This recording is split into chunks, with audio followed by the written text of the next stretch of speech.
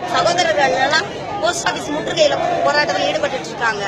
நேத்து ஒரு வார்த்தை கேட்டார் சுப்பிரமணிய சுவாமி பொறுக்கின்னு ஒரு வார்த்தை சொன்னதுக்கு மாநில செயலாளர் தமிழிசை சவுந்தரராஜன் என்ன சொன்னாங்க, அது கண்டிக்கத்தக்கது அப்படின்னு சொல்லி சொன்னாங்க. இன்னைக்கு ஒரு லேடி ஓசி செக்ஸ் உறவுக்கு கூட தான் இவ்வளவு பேர் கூடுவாங்க அப்படின்னு சொல்லி இந்த போராட்டத்தை ரொம்ப கேவலமா கொச்சப்படுத்தி இருக்காங்க. இத பத்தி இங்க இருக்கிற மகளிர்களையும் சரி, தமிழச்சியும் சரி, தமிழர்களையும் சரி இவ்வளவு அவமானமா கேவலமா பேசியிருக்காங்க. இத பத்தி நீங்க எதுக்கு எந்த நியூஸ்லையும் போட மாட்டேங்க? நேர்பட பேசல. அரசியல்வாதி டிஎம்கே அப்படி செஞ்சாங்க, ஏடிஎம்கே இப்படி செஞ்சாங்க, பிஜேபி அப்படி செஞ்சிச்சு, காங்கிரஸ் இப்படி செஞ்சிச்சு, கட்சியை மட்டும் பத்தி பேசுறீங்கல்ல. தமிழர்களையும் தமிழச்சியும் பத்தி இவ்வளவு கேவலமா பேசின ராதாராஜனை பத்தி யாரும் ஏன் இன்னும் பேசாம இருக்கீங்க?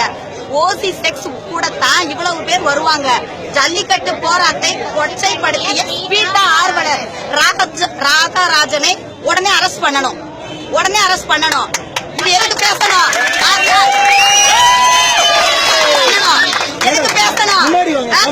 எதுக்காக இதை பேசணும்? ஒரு பொறுக்கின்னு சொன்னதுக்கு பிஜேபி முன்னாடி வந்துட்டு அவங்க பேசுனது கண்டனம் தெரிவிச்சாங்கல்ல. அப்ப ஓசி செக்ஸ் உறவுக்காகவே கூட்டம் கூடும். தமிழ்நாடு வேணும்னு சொல்லி 25,000 பேர் வர்றீங்க. ஓசி செக்ஸ் உறவுனா 50,000 பேர் வருவாங்கன்னு சொல்லி எதுக்கு சொல்றாங்க? அவ யாரு?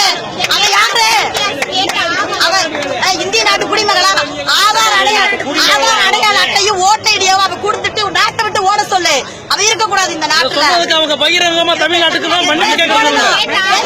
மன்னிப்பு கேட்கணும். மிருகங்கள் கூட இருந்தா மனிதத்தை மறந்துருவாங்களா? மனுஷங்க எப்படி வேணா பேசுவாங்களா? மிருகத்து கூட பழகி மிருகமா மாறிட்டாங்களா அவங்க? இல்ல கேட்க யாரும் இல்லையா? நியூஸ் சேனல் எல்லாரும் இதை எடுங்க. இன்னைக்கு நைட்டு புதிய தலைமுறையில நேர்பட பேச்சுல வரணும். நியூஸ் 7 சேனல் எல்லாத்தையும் நல்லா லைவ் பண்ணிட்டு இருந்தாங்க.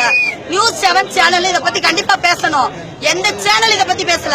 எஃபில போடுறீங்க, வாட்ஸ்அப்ல போடுறீங்க, ஏன் சேனல்ல போட மாட்டேன்றீங்க? என்ன பயமா?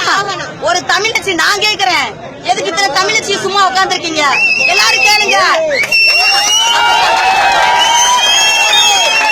அப்ப தமிழச்சினா செக்ஸுக்காக என்ன வேணாலும் செய்வாங்களா? இதை எதுக்கு பேசணும்? அவன் ஒன்னு ஓட்டு ஐடி ஆதார் அட்டையும் கொடுத்துட்டு அவ ஓடிடணும். நாங்க பீட்டாவே வேணாம் சொல்லிட்டு இருக்கோம். பீட்டா ஆர்வலர் இவ்வளவு பெரிய வார்த்தை சொல்லியிருக்கா.